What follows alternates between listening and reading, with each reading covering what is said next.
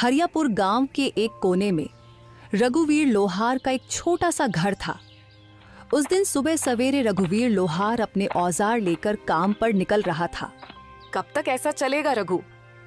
हर रोज सुबह कुछ आस लेकर जाते हो और शाम को निराश होकर लौटते हो। क्या तुम्हें नहीं दिखता कि पूरे गांव में सबसे बुरी हालत हमारी है? क्या करूं राधा, तू ही बता। मेरी किस्मत ही फूटी हुई है तो मैं क्या कर सकता हूं। जब भी हालात सुधरने लगते हैं कुछ न कुछ ऐसा हो जाता है कि फिर से सब कुछ बिगड़ जाता है। अब देख, पहली बार जैसे तैसे कुछ जमा किया, तू बीमार पड़ गई, सब खर्च हो गया। फिर रतन के पैर में वो गहरी चोट, पूरा इलाज करवाने में फिर से सब कुछ खत्म हो गया। तभी 10 साल का रतन दौड़ता हुआ आया और उसकी मासूम आंखों में भूख थी, पर मन में कुछ कहने की हिम्मत भी। पिताजी, मेरे मन में कई दिनों से अच्छा खाना खाने की इच्छा हो रही है। हमारे घर में दूसरों की तरह पकवान क्यों नहीं बनते? रघुवीर की आंखें नम हो गईं। तू चिंता मत कर बेटा, हमारे दिन भी जरूर बदलेंगे। एक वक्त आएगा जब हम लोग दूसरों से भी अच्छे पकवान बनाएंगे। फिर तेरा जो दिल करेगा वही खाएंगे। लेकिन पिताजी, एक बात बोलूं? जब पड़ोस की ताई अम्मा के घर से पकवानों की खुशबू आती है ना, तो मैं तो खींचा चला जाता हूँ। एक दिन चला भी गया था, लेकिन उन्होंने मुझे देखते ही खाना छुपा लिया और कहा, यहाँ मत आ, भाग जा यहाँ से।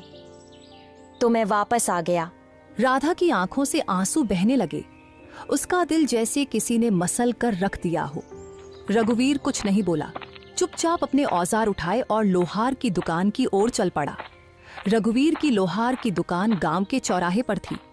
उस दिन जैसे ही उसने भट्टी सुलगाई और हथौड़ा उठाया, उसे लगा कि उसके बाजुओं में अब पहले जैसी ताकत नहीं रही। उसके हाथों की चोटें भी जैसे थक चुकी थीं।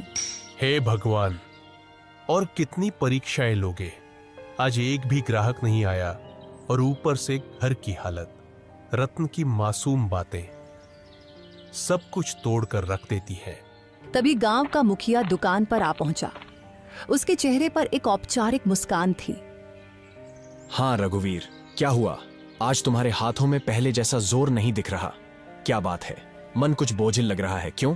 हाँ मुखिया जी, अब आप तो सब जानते हैं, फिर भी पूछते हैं। मेरा परिवार बहुत बड़ी आर्थिक तंगी में है। मेहनत तो बहुत करता हूं, लेकिन हाथों में किस्मत नहीं है। मुखिया चुप रहा, लेकिन तभी बगल से बाली आ गया। गांव का वो आदमी जिसे दूसरों के दुख में भी मजा आता था। मुखिया जी, मैं तो